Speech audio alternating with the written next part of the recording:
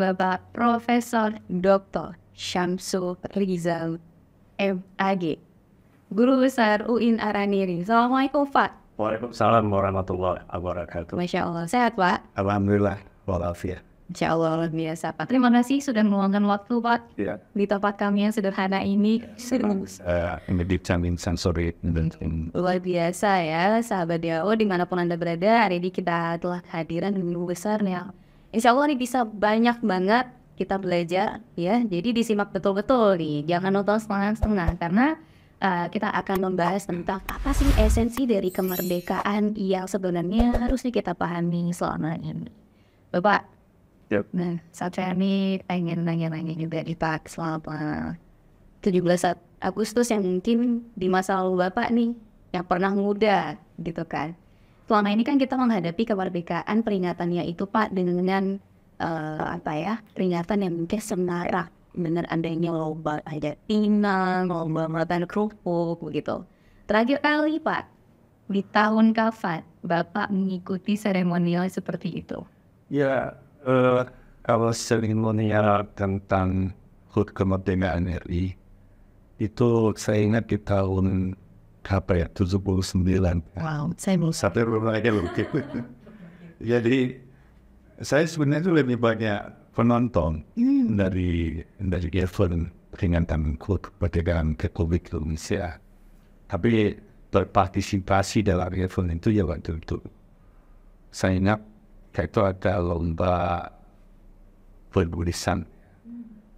Kalau istilah kita dulu kecil-kecil mengarang. Apa ini ikut lomba mengarang gitu. Catatan gitu dan apa? Bukan, mengarang bebas. Oh, Bebas. Itu kertasnya ada walaupun garis yang dikasih pena. Banyak yang ribut. Dan kita tuliskan apa yang kita pikirkan tentang situasi sosial budaya waktu itu. Tapi waktu itu kan masih belajar SD, tidak paham tentang sosial budaya. Tapi menceritakan lah, ya pasti itu kan ada sosial budaya, ya gitu, tidak mengerti politik. Tapi yang paling apa adalah, itu membekas bagi saya. Bahwa menulis itu dia membekas. ya. Bagi saya pribadi dan juga bagi keluarga. Kenapa?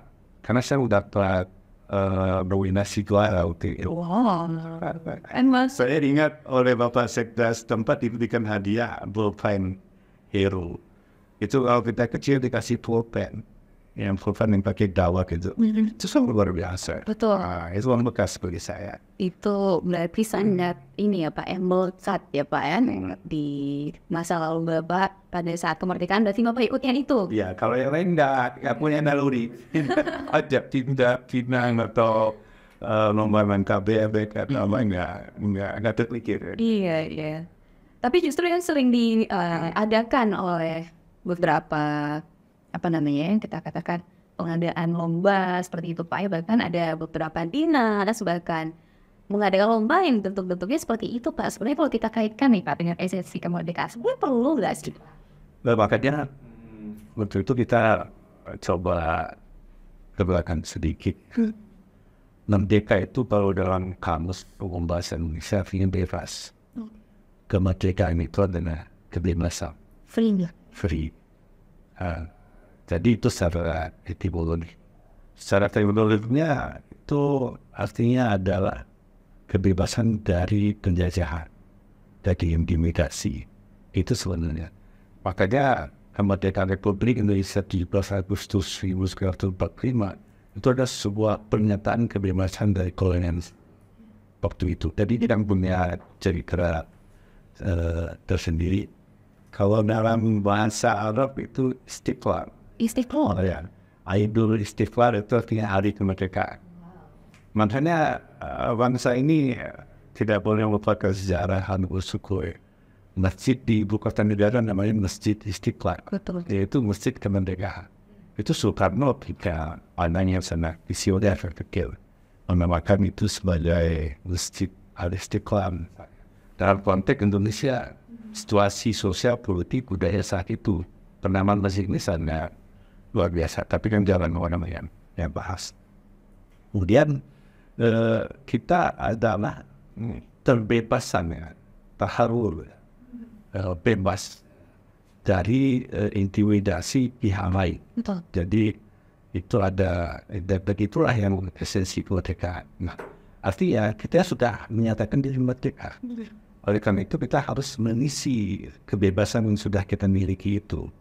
Tentu ya kebebasan apa yang kita isi adalah untuk menyiapkan kompetensi diri, memanfaatkan sumber daya alam, kemanusiaan untuk kesejahteraan bersama. Itu yang perlu diisi sebenarnya konteks kemerdekaan itu. Jadi itu punya dasar. Nah, sekarang dalam konteks peringatan atau perayaan HUT kemerdekaan RI, itu kan ada level-level. Betul. Misalnya ada pawai. Pawai itu semacam apa? Karnaval. Iya. Berita custom. Tapi ini saya pikir punya nilai-nilai edukasi yang cukup tinggi. Apalagi ada level anak-anak ya. Itu kita tanamkan bahwa ini adalah hari kemerdekaan bangsa misalnya. Juga ya macam-macam ada persembahan.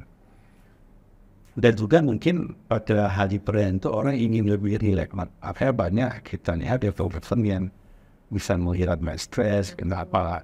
Tetapi saya pikir harus ada inovasi juga ini untuk apa itu, mengangkat kembali culture dan kebudayaan yang diperlombakan pada HUT kemerdekaan. Itu akan menumbuh kembangkan apa? Misalnya begini, lomba perahu hias misalnya. Sebenarnya bukan lomba itu. Itu kan sebuah kritikan sosial bahwa Indonesia ini adalah negara maritim. Jadi nenek moyang kita itu dengan apa, perahu, kapal atau sampan atau apa, Kemana-mananya. Nah, jadi ada spirit itu, bukan hanya bahwa ada Siapa yang paling kreatif dalam hias, bukan itu. Harus ada tertanam. Makanya di dalam perahu hias itu kadang-kadang kita melihat kan ada ada pementasan di situ. Itu kan ada pesan-pesan. Ketika melewati tribun utama itu tak ada pesan-pesan. Ya banyak-banyak lah yang bikin ini ya political inovasi ya. Masih ya Pak ya. Yang pesannya semoga nanti ke depan inovasi itu bisa lahir dan lebih melekat sisi kemerdekaan yang bisa kita ambil begitu Pak ya. Dan saya pikir itu menumbuh kebangkitan dunia literasi itu penting. Iya. Ya, kita bisa disimulkan. Kalau dulu juga ada kita lihat event kemerdekaan itu kan ada semacam pameran ya. Jadi instansi pemerintah itu dalam setahun terakhir apa keberhasilan mereka. Nah, sebenarnya model ini tidak mesti menunggu hari kemerdekaan. Ya. Kita harus punya gedung tempat pamerannya, tempat perkhidmatan dipertunjukkan keberhasilan suatu event instansi misalnya. Misalnya dari dunia kelautan, apa keberhasilan Aceh dalam mengelola laut mereka tahun ini misalnya, atau di pertanian, bagaimana sikap budaya culture keacehan dalam tahun ini ditampilkan begitu, hampir momennya di hari kemerdekaan sebagai apa ya, spirit evaluasi di dalam perubahan-perubahan. Kalau saya berharap itu sebenarnya dari dunia literasi, keberhasilan itu, kalaupun ada di sana sini itu apa ya, kekurangan-kekurangan, janganlah kekurangan ini dijadikan tren. Tapi kekurangan-kekurangan itu dijadikan motivasi untuk dibenahi segera. Kita Aceh itu tidak Iya, saya nih maksud Bapak bikin budaya-budaya yang lebih terbawa sisi emosional, kemudian terlalu banyak kritik ya Pak ya, tanpa memberikan solusi atau ada pergerakan yang secara nyata yang diberikan oleh si kritik. Iya. Oke, ini menarik ya Pak. Terus kalau berbicara tentang kritik mungkin ini nih Pak, ya kan kita juga sudah melewati yang namanya 18 tahun penandatanganan MOU Helsinki yang dimana itu dianggap menjadi bahasanya kemerdekaan juga nih bagi orang Aceh, bagi bangsa Aceh nih yang katanya dulu mau pisah ya Pak ya. Nah, kalau misalnya kita lihat tentang bagaimana 18 tahun yang lalu ditandatangani di tanggal 15 Agustus tahun 2005 ya Pak ya. Iya. Nah, Itu sejauh ini nih Pak, bagi Bapak sebagai tenaga pendidik, sebagai guru besar, sebagai orang yang memang juga suaranya juga sangat diperhitungkan oleh masyarakat seperti itu. Bagaimana menurut Bapak Aceh setelah 18 tahun? Saya pikir ini baru tahap awal ya, tahap pembenahan. Kalau saya ingin mengukurnya, saya sering katakan ya, dalam berbagai kesempatan. Bahkan dulu saya lupa di peringatan tahun keberapa MOU itu, saya diminta sebagai pembicara di Masjid Raya. Saya lupa tahun keberapa. Itu dulu saya suka sampaikan.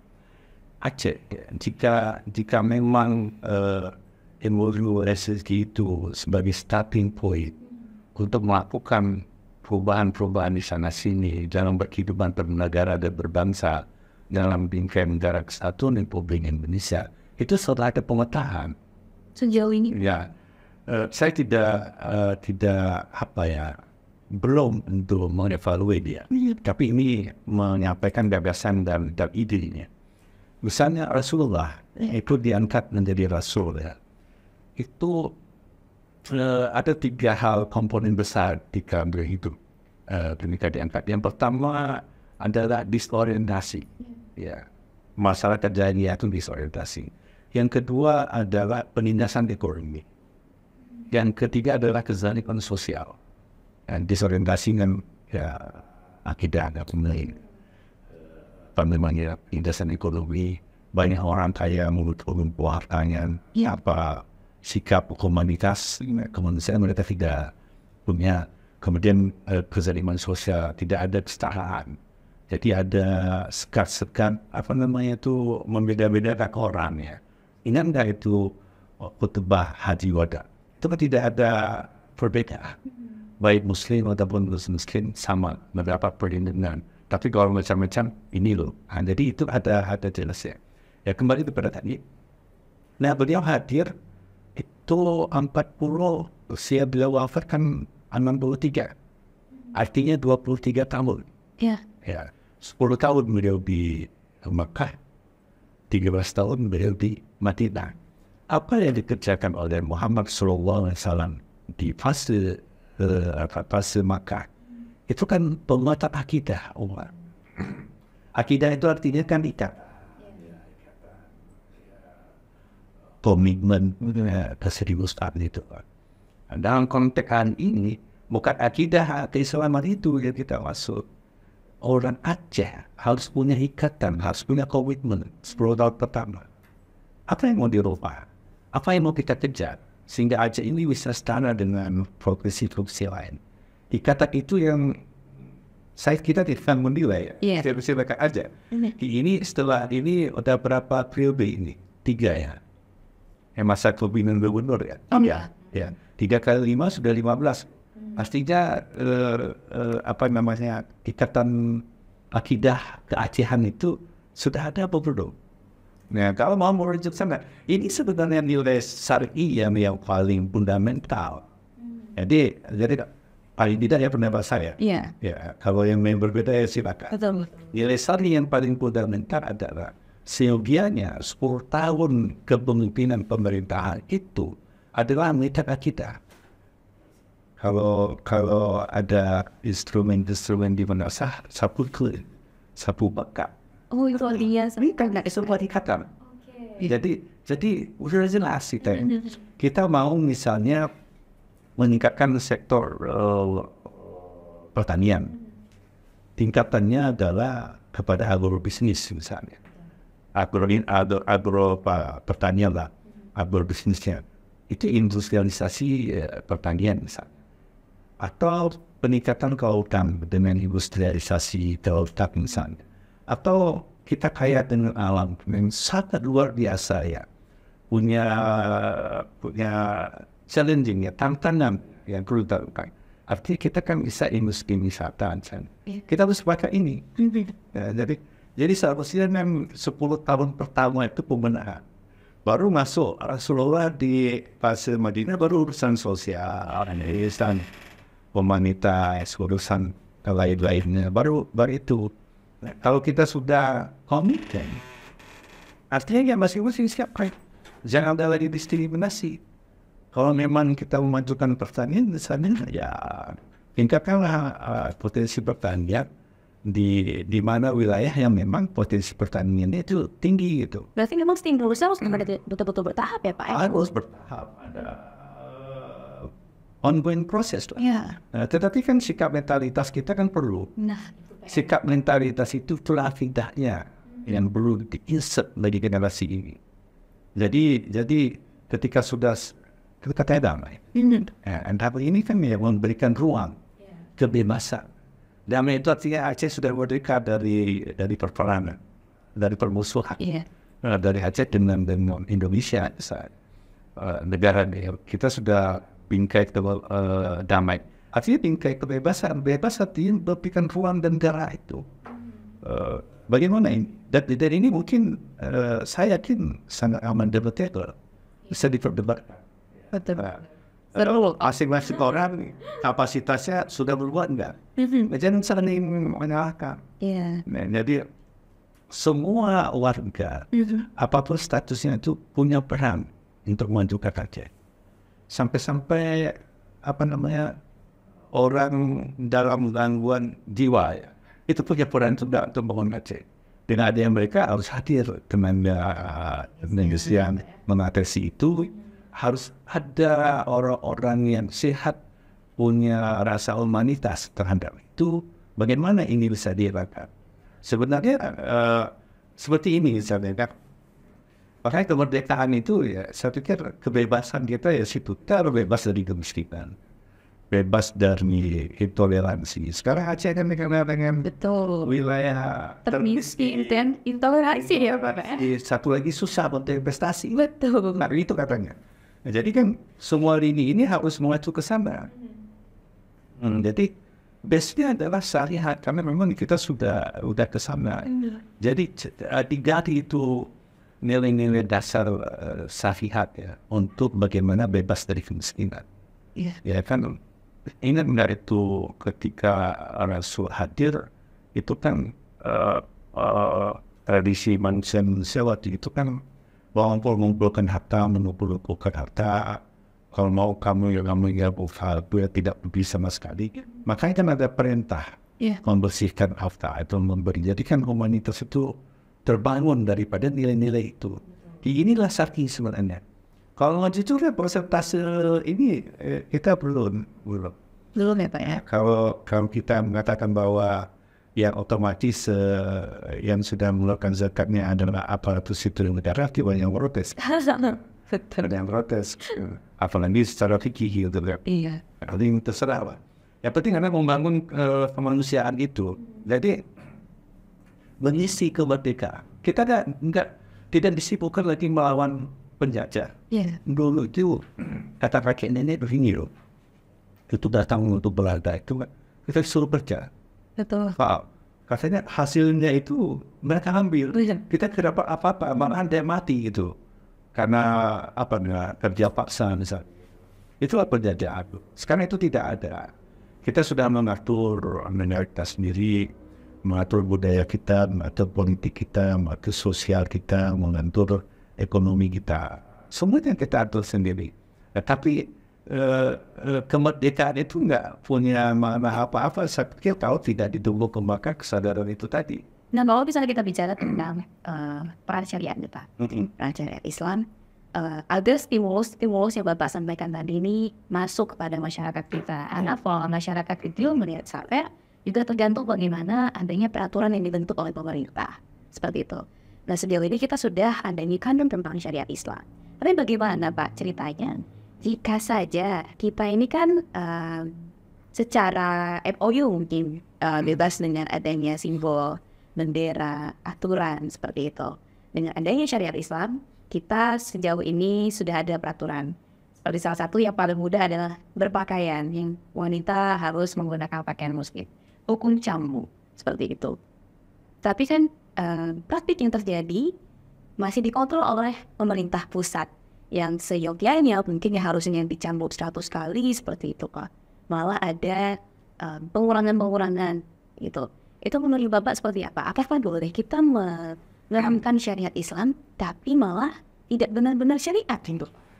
Dia melihat fenomena seperti itu tidak boleh dengan sebuah persepsi.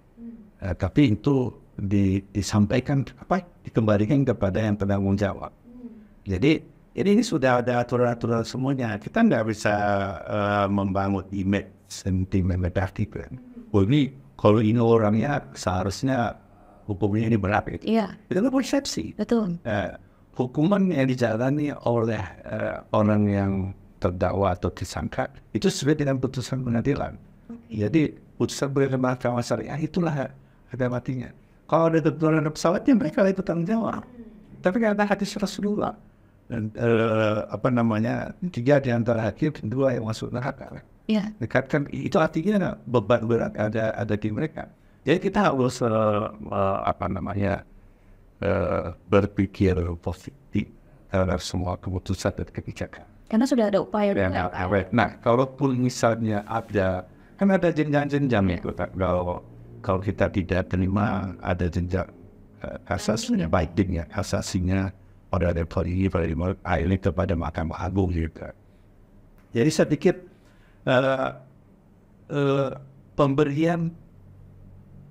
pemberlakuan syariat Islam bagi provinsi Aceh dalam keputusan politik Republik Indonesia itu sebuah anugerah Allah. Persoalan korban itu beda lagi. Yeah. Malahan ini kan jadi ujian ini. Orang mau lihat bagaimana sebenarnya Aceh pasca ini gitu. Yeah. Ya bahwa ini tidak ada sempurna, itulah dinamika kemanusiaan. Kalau sudah mahal itu kan enggak, itu miliknya Allah. Iya, Kan manusia tidak sempurna, banyak kekurangan. Nah, tapi dinamika kekurangan ini dia harus diisi harus diperbaiki dengan inovasi gitu. Ya, disesuaikan lah dengan tuntutan kehidupan sosial terkini gitu. Berarti memang itu PR-nya juga seperti yang kita sama-sama pahami tadi Pak ya. Mungkin stimulusnya juga harus melalui proses yang panjang dan mungkin ini ya Pak ya, masyarakatnya juga harus move on dulu nih secara aktif. Itulah tadi kita kan kalau pasca dulu itu ingin membangun Aceh, saya pikir harus membuat lompatan. Kalau kita hanya berlari, itu lamanya nggak satu standar. Tapi berlari sambil melompat kayak kanguru, jadi bisa lebih cepat gitu dengan provinsi lain. Itu harus ada komitmen itu dulu, komitmen Acehan. Apa yang blueprint Aceh ini apa dalam jangka 20 tahun ini apa? Seperti ini informasinya pemerintah kan sedang menyusun. Yeah. Menyusun 2025-2045. Itu 2045 Indonesia kan sudah 100 tahun atau abad ya. Yeah. Nah, dalam kurun waktu 20 tahun ini, dalam pikiran kita Aceh itu seperti apa? Apakah Aceh ini seperti hari ini misalnya? Harus lebih Harus. Kalau tidak bisa. Waduh, PR. Jadi harus personal, harus jelas dia. Aceh ini dalam kurun 2025 terlepas mekanisme dan dinamika politik yang sedang berproses. Terserah. Itu Anda mau tampil, mau berbahasa ya silakan. Tapi yang Anda jalankan Aceh itu ini. Ada enggak ini? Dan ini harus diketahui oleh publik. Jadi kalau enggak ini ya kita enggak apa-apa, hanya mengikuti selera persen dan kelompok. Itu sangat berbahaya tanda petik. Jadi kan untuk meninggal ketertinggalan agar kita setara perlu ada lompatan-lompatan yang jelas dan visioner. Seperti yang saya bilang tadi kan dari sisi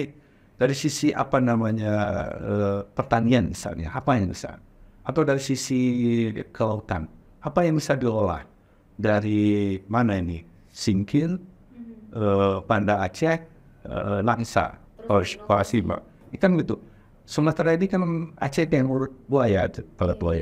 Nah, jadi apa ini sepanjang pantai ini apa yang bisa digerakkan dalam 20 tahun ini? Masa anda punya paket sih? Iya. Labulo mau jadikan apa misalnya? Atau Sabah mau jadikan apa misalnya? Kurung buku. walawansa mendidikan apa? Anak usah itu sana. Jadi bahasa Aceh cila-cila di apa? Jadi episode seperti itu seksikal kan. Nah pendidikan begitu juga. Orang Aceh apa yang akan diangkat karakter kebudayaan dalam dunia pendidikan? Apakah harus berzikir-zikir terus ya, dalam artian mereka tertinggal misalnya? Sebenarnya di dalam pengembangan ilmu sebenarnya adalah bagian daripada zikrullah, zikir kepada Allah itu. Jadi bukan hanya lafaz zikir itu, membebaskan diri dari kebodohan, dari keterbelakangan adalah perintah Allah. Jadi itu harus kita pikirkan. Jadi orang Aceh ini harus ada semua dalam segala ini.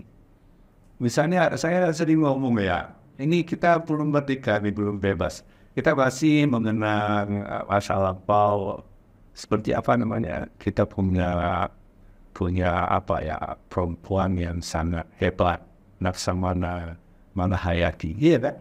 Itu kan perdana loh, yang bisa mengusir Portugis. Itu sebuah kebanggaan. Saya langsung jempol. Kita menghargai sejarah kebanggaan. Tapi saya sedih ketika tidak ada upaya-upaya melaksanakan orang Aceh hari ini. Ada nggak terpikir seperti itu? Kalau menurut Safen mungkin ada Pak, tapi adanya stigma-stigma tertentu atau mungkin bagaimana ya? Ya kalau ada prosesnya nggak muncul. Jadi harus diapakan, harus dididik putri-putri terbaik Aceh masuk di dunia militer dan angkatan laut. Pada posisi tertentu kalau udah kolonel kan langsung ke Laksamana. Bintang 1, Laksamana itu kan bintang. Itu ada misalnya. Berarti itu model perspektif syariat perempuan untuk menjadi kolonel-kolonel seperti yang Bapak katakan bisa menjadi angkatan militer itu boleh nggak? Kenapa tidak? Ya. Karena sejauh ini mungkin misalnya yang kita pahami boleh menjadi dokter, menjadi guru, begitu di tenaga kesehatan. Tapi itu lain hal ya misalnya. Itu kan lain hal pembahasan. Tapi kan kita kan tidak mau terpumpung dengan perspektif yang terlalu sempit ya. Yeah. Kita berikan ruang dan gerak. Ya, itu tidak masalah saya pikir ya.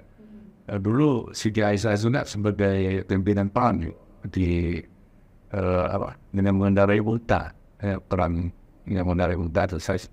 Jadi ini sebuah perspektif. Tapi bukan seperti itu sebenarnya. Maksudnya adalah kita tidak boleh terina-bobokan dengan kebesaran masa lampau, tapi kita mengenang itu tanpa berinovasi untuk merebut kembali kejayaan itu. Jadi itu yang saya maksudkan. Jadi kita, kita penerbang perdana itu, saya tidak ingat siapa namanya. Kayak ada penawat yang di Anegara itu sebagai simbol. Penerbang perdana di Republik ini dari Aceh. Iya. Itu kita gunakan. Hari ini berapa orang ada pilot dari putra-putri terbaik Aceh? Dulu kan Billy itu, Irwandi yang sudah menggagas sekolah penerbangan gitu kan. Dan sebagainya. Ini bagian daripada mengisi kemerdekaan. Jadi mengisi kemerdekaan itu adalah bukan menuntut apa yang diberikan oleh negara kepada kita. Tapi kita sebagai warga negara, bagaimana mengelola negara ini menjadi kesejahteraan bersama. Itu makna kemerdekaan yang kita pentingkan. Kalau kita bicara tentang persepsi tadi Pak, karena kita sempat singgung itu.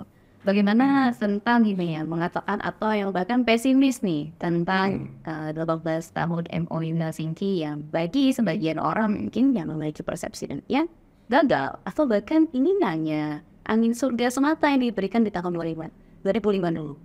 Sebenarnya jika ada yang mempersepsikan seperti itu adalah sebuah event yang baik. Itu peluang bagus.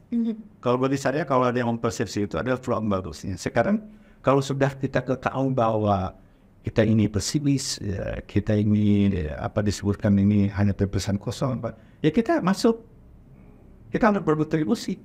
Jangan biarkan seperti itu selamanya. Betul ya, betul. Jadi perlu ada kompetensi sumber daya manusia kita perlu dihidupkan kembali. Itu apa yang belum dari pesan-pesan MOU sebenarnya yang belum. Jangan-jangan kita tidak punya sumber daya manusia ya. Kita tidak siapkah? Seperti makanya saya katakan tadi. Sebagai rakyat awal yang kita tahu MOU itu kan yang nggak boleh mendekat. Kan itu kan. Dan itu ada beberapa hal, urusan agama, urusan moneter, urusan politik keamanan itu yang nggak boleh. Yang lain boleh. Nah, jadi ketika kita menggerakkan potensi kelautan misalnya, ada tak turunan dari MOU itu yang sudah kita lakukan dalam bentuk peraturan sesuai regulasi lah ya. Kita nggak mau pas masalah ini sebenarnya. Tapi sedikitnya adalah bagaimana kalau kita melihat potensi kelautan itu kita olah itu kan. Kalau itu juga potensi sosiologi, sosial keagamaannya. Tapi jadi kita ini di mana-mana kan sudah tumbuh kesadaran untuk berislam secara komprehensif ya. Sudah jadikanlah bahwa ibadah menjadi sebuah kebutuhan, bukan menjadi kewajiban. Walaupun sebenarnya salat itu kan wajib ya, tapi beda orang yang menaikkan kewajiban menjadi kebutuhan batinnya dia. Ini pembahasan masalah lain saya pikir. Tapi oleh karena itu kalau memang ada entry point yang kita temukan dari transformasi value dari MOU itu belum, itulah peluang bagi yang peduli untuk bergegas, tidak ada istilah terlambat untuk memperbaiki. Berarti masih ada kesempatan ya. Walaupun mungkin ada yang pesimis, justru itu menjadi stimulus baru. Oh, kalau memang dianggap pesimis, ayo kita bergerak untuk mengubah. Jadi saya mengajarkan loh, walaupun dunia ini diguncang, detik-detik mau kiamat, kalau Anda menemukan sebongkah bibit untuk bisa ditanam, tanamlah. Itu artinya tidak ada berhenti. Itu filosofi banget itu.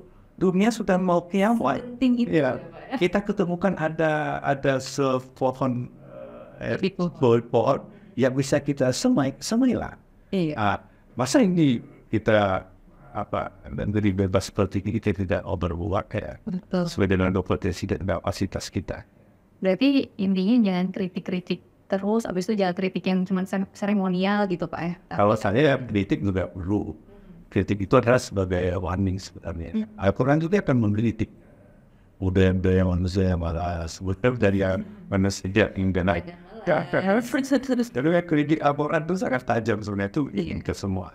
Masa ya kalau Anda sebagai pemerintah ya dikritik oleh warganya kok menjadi bagaimana, tapi itu sangat tidak humanis itu. Ya Al-Quran itu mengkritik umat, mungkin. Berarti kita boleh apa ya kritik, tapi punya dasar, punya orientasi untuk perbaikan kepada hal yang lebih baik itu kan, bukan untuk maksud-maksud politik menjatuhkan, tidak. Kita yang mengharapkan adalah bahwa kritik-kritik sosial ini sekarang kita sebenarnya perbincangan kita ini kan mengkritisi bagaimana kita di dalam misi kemerdekaan dan kita ungkapkan. Yang kita ungkapkan tadi adalah ide, harapan yang belum terjadi, itu kan kritik. Kok nggak dilakukan gitu? Kan bahasa di sebelah itu kan itu, kok nggak dilakukan? Jadi kita sebenarnya memang harus banyak-banyak evaluasi diri juga nih Pak ya. Iya, saya teringat itu ada informasi ya, itu Jenderal Asisi Presiden Mesir ya. Kalau nggak saya bilang itu, ceritanya unik. Begitu dia dari presiden, salah satu inisiatif dia adalah membangun penguringan air laut di kolam-kolam tambak-tambak ikan. Itu ratusan ribu hektar gitu. Kalau dibiarkan dengan biaya 1,7 triliun. Di tahun kedua itu sudah produksi ikannya ada, ikan air tawangnya ada. Tapi itu sangat modern, sangat modern dengan turbin air laut dibawa ke darat. Itu sangat modern memang. Hasilnya adalah mereka bisa mengurangi kebutuhan impor ikan dari luar sampai 40%. Jadi kan mengaman bisa negara. Saya terpikir, Aceh tahu ada inisiasi seperti itu bagus. Kalau kita itu angka 1,7 triliun, kita orang nggak tahu lah bagaimana mekanisme pendapatan angka itu. Tapi kan harus ada di mana. Apa yang mau digerakkan ini? SDM-nya, oke, sepakat. Dikirimlah putra-putri terbaik itu sekolah. Di bidang nuklir, di bidang militer, di bidang ekonomi, di bidang filsafat, di bidang agama, di bidang budaya. Kirim. Beasiswa lain, nggak apa-apa. Atau ada anak yatim yang korban konflik dan sebagainya. Siapkan dana, kirim. Tapi harus ada database-nya jelas pemetaannya. Bahwa ada 10-15 tahun nanti, generasi Aceh itu di bidang ini sudah ada ini. Bisa nggak itu seperti itu? Itu desain misi kemerdekaan. Atau itu SDM ya. Tapi tidak pertanian, karena kita memang pertanian cukup luas. Jadi tanam buah, semuanya sangat subur. Jadi harus ada atensi dari negara. Atau bidang kelautan yang kita sebutkan tadi, misi kemerdekaan di Aceh itu ada sini. Bagaimana laut ini bisa dikelola dengan baik, dengan potensial. Belum lagi pertambangan. Iya. Itu sangat dasar. Banyak sebenarnya ya Pak ya. Dasar ya. Luar biasa. Jadi ada jelas dia. Kalau itu jelas ya Pak ya. Antara satu. Bukan berarti selama ini tidak jelas, tapi kita belum merasakan ini. Ya. Kita ingin ada kesibukan pabrik ya di sudut kota. Kalau saya Pugagotan, mereka ingin daftar ke industri apa? Mereka nggak ada, kan? Tidak ada kesibukan warga untuk mengisi pekerjaan apa. Paling nunggu kesibukan itu nunggu awalnya apa namanya? CPNS. Kalau dibuka nanti apa di Mora itu udah kumpul di sini. Iya. Tapi kalau mengisi ada industri dibuka, ada industri pertanian, ada industri kelautan, ada industri wisata, belum. Mungkin lagi digodok barangkali. Iya, lagi digodok untuk mempersiapkan metal-metal berjiwang tentang industri ini Pak, ya kan Pak? Karena mungkin secara garis besar industri di Aceh juga tidak besar ya Pak, seperti di kota-kota lain yang sektor industrinya itu memang benar-benar bisa menghidupkan masyarakat secara Ya memang ya butuh prosesnya. Tapi kalau dari segi geografinya itu sangat mungkin bisa dilakukan. peluangnya besar ya Pak. Seperti misalnya saya nggak paham misalnya kebun sawit kita kan luas, tapi pengen kita ada minyak kelapa sawit itu apa yang goreng sawah di sana nggak ada atau yang goreng apa gitu. Tapi justru dikirim ke Medan Atau diolah lagi kemarin. dibawa kita hari ya Pak ya. Sebuah kehebatan kita juga saya pikir. Kita itu adalah manusia yang diktator adalah konsumen bukan perhisanya. Kalau bahasa Acehnya apa ya Pak ya? Apa? Wait daki. Semangat. Ya Pak ya. Tenang saja gitu. Jadi kalau seperti ini yang dikembangkan maka akan saya enggak. Jadi nanti kita warga Asia itu menjadi penonton. Karena begini, kemajuan sains dan teknologi dalam pengelolaan sumber daya alam itu akan tidak bisa dibendung. Sama seperti air baik, nggak bisa dibendung. Harus diberikan ruang jalan itu kemajuan sains dan teknologi. Nah, ketika SDM kita tidak merespon ini, tidak cukup, maka ini akan berbahaya sekali. Wah, banyak sekali berarti PR-nya ya Pak, untuk bisa benar-benar mendalami. Ya, pula ini kemerdekaan kita tidak bicara, tidak ya. Menjadi atensi semua lah ya, bukan bermaksud untuk mendiskreditkan personal atau pihak tertentu dalam mengisi kemerdekaan di Aceh misalnya. Tapi bagaimana semua komponen itu terbangun antisipatori untuk membuat inovasi dan melupakan sehingga Aceh itu bisa apa? Ya, banyak lah yang perbutan ini. Misalnya tempat hiburan dalam artian adalah ternilai pasar, modern misalnya kan nggak ada. Jadi kan waktu weekend orang Aceh pergi keluar. Iya betul. Jadi uang itu berputar di sana nggak ada di sini. Itu kan juga sangat kita sayangkan. Jadi Hiburan nih sebenarnya dibesarkan juga ya Pak ya. oh ya, harus ada urusan karena kita menyatakan bahwa Tani adalah daerah yang menerapkan nilai-nilai value of syariat yang tentu ya kita harus ada hiburan yang bermanaksasa di KM terbaik. Jadi tidak hanya sebatas liburan keluar, dikit-dikit keluar gitu ya Pak ya. Benar-benar inovasinya bisa dibaca oleh siapapun atau saja sama DAO yang mau melibatkan sayapnya membuka industri baru di Aceh ya Pak. Itu peluangnya tinggi. Betul. Berarti siapa yang dapat kapasitas keilmuan sumber daya insani media dan beri ruang, jangan potong-potong orang udah belum kita potongnya. Kalau udah belum kita support. Itu budaya potong-potong itu budaya kita juga ya. Ini sebuah karakter yang perlu kita kaji ulang kembali ya. Iya. Kenapa tidak? Kita harus berbangga loh bahwa ada saudara kita, person kita yang sukses itu kan. Itu kita akan menikmati buah daripada kesuksesan itu. Jadi saya pikir mengisi kemerdekaan itu seperti itu. Seperti itu ya saya seharusnya. Nah ini Pak, ada satu hal yang mungkin menjadi concern saya sendiri tentang Ya mungkin yang sejauh ini yang Bapak perhatikan juga ya, selaku tenaga pendidik belum besar, apakah benar pemerintah mungkin sebenarnya sejauh ini juga sudah tidak benar-benar mendalami lagi isu tentang MOU Helsinki. Nah, ini mungkin bisa menjadi concern, jadi concern saya pribadi atau mungkin concern yang lain juga seperti itu. Sejauh yang Bapak perhatikan sebagai guru besar, sebagai tenaga pendidik, apakah benar sikap pemerintah sejauh ini sudah mulai acuh dengan keberlangsungan kemerdekaan MOU Helsinki yang pernah ditandatangani di tahun 2005 dulu. Karena dulu kan ada yang monitoring, Pak, ada yang namanya AMM, Aceh Monitoring Mission, tapi mereka sudah dibubarkan di tahun 2006. Dari sumber yang mungkin sampai sempat baca, semenjak dibubarkan seperti itu malah carut marut nih tentang bagaimana keberlangsungan MOU Helsinki. Tapi di tahun 2019 bahkan hingga tahun 2021 dari pihak DPRA, gubernur juga melahirkan mungkin bentuk yang sama untuk bisa melihatlah sejauh mana sudah kemerdekaan dari segi yang tertuang di butir-butir MOU Helsinki itu sendiri. Menurut Bapak, sebenarnya kita sebagai masyarakat harus kayak legowo aja atau kita harus mendorong lagi nih pemerintah untuk ayo dong kita kaji lagi ulang tentang MOU Helsinki supaya kemerdekaan yang memang katanya untuk Aceh tidak ada lagi kemiskinan, tidak ada lagi bahasa intoleran, dan Aceh bisa semakin maju ke depannya.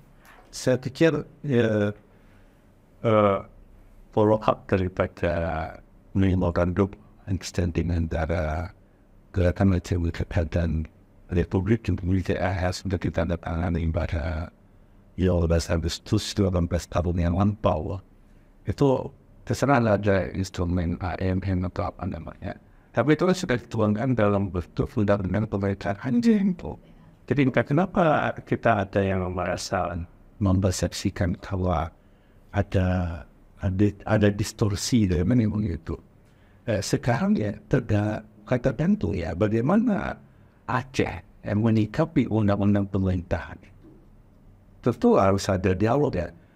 Aceh tidak boleh berhenti di dari pusat. Dalam UPH itu kan untuk bisa dieksekusi sesuai dengan peraturan perundangan yang berlaku di Republik Indonesia, Negara Kesatuan Republik Indonesia. Itu kan harus ada peraturan pemerintahnya. Harus ada putusan presidennya yang lain. Jadi siapapun yang di Ambon Hamadan tidak boleh berlalu saja, tidak boleh berdiam diri, harus bersikap diplomatis, harus bersikap inovatif dan kritis yang konstruktif sehingga butir-butir daripada undang-undang pemerintahan Aceh sebagai bagian daripada pesan MOU itu bisa dijalankan. Jadi itu. Sedang perputaran yang dilakukan oleh pemerintahan Aceh itu kan undang-undang pemerintahan itu sebenarnya. Jadi saya melihatnya dari sisi itu. Nah, bila mana ada pandangan bahwa ada butir-butir MOU yang perlu mendapat inilah dibutuhkan manusia-manusia cerdas dan pintar secara diplomatis ada sesuatu dalam bentuk regulasi. Gila, manusia cerdas. Jadi nggak bisa hanya menunggu doang gitu kan. Oh, jangan mau kambing hitamkan. Kita kan suka. Ini kan sudah ada yang sudah, tapi kita tidak pernah mau membenahi prosedur. Nah, nggak bisa seperti itu. Harus masuk ya. Bagi siapa saja ada yang beriman dan beribadah dengan baik kepada Allah, maka sudah ada jalannya. Menunggu surga aja tidak pernah ada berproses untuk menuju surga. Karena bisa ikhtiarnya ada. Luar biasa. Nah, Mbak, kita menuju ke closing statement ini. Sudahkah Aceh merdeka? Bagaimana kita menghadapi sudah berapa tahun Indonesia merdeka? Dan harapan Bapak sebagai tenaga pendidik dan guru besar akan kemajuan Aceh. Negara Kesatuan Republik Indonesia sudah 78 tahun merdeka kurang 2 hari. Jadi hari ini itu artinya banyak dinamika perpetikan regulasi yang sudah muncul termasuk dalam konteks Aceh. Aceh dalam konteks hari ini harus memiliki nuansa baru, harus ada ide-ide besar yang bersifat inovatif membuat lompatan-lompatan supaya Aceh ini bisa bergerak naik signifikan ya. Kalau tidak bisa melampaui ya setara dengan yang lain, bukan dalam bentuk material ya, tapi dalam bentuk persepsi jiwanya, mentalitasnya gitu. Karena kalau ini sudah dimiliki, maka materialistik itu akan muncul sendiri gitu. Tapi kalau kita tidak punya gagasan, tidak punya ide, ataupun punya ide dan gagasan tapi tidak berani disuarakan sehingga dia tidak transformatif dalam nilai-nilai kehidupan kita, maka di sana kita belum bebas, belum merdeka. Nasi kemerdekaan itu adalah bagaimana gagasan dan ide itu untuk mensejahterakan bersama kita itu bisa terwujud dalam konteks humanitas keacehan. Saya kira peluang Aceh itu tinggi karena disupport oleh sumber daya alam dan disupport oleh potensi. Saya melihat potensi sumber daya manusia itu hebat, tapi perlu diaktualisasikan. Baik, luar biasa. Panggil untuk Anda orang-orang cerdas ya, potensinya harus diaktualisasikan ya Pak ya. Terima kasih banyak Bapak, sudah banyak sekali berbagi ya. Ini ilmunya daging semua, sahabat Dewa Podcast dimanapun Anda berada. Jadi jangan di skip, didengarin sampai habis ya. Kita ketemu lagi mungkin kapan-kapan Pak dengan tema dan pembahasan yang lain. Terima kasih Vera. Iya Pak, jangan bosan-bosan datang ke sini ya Pak ya.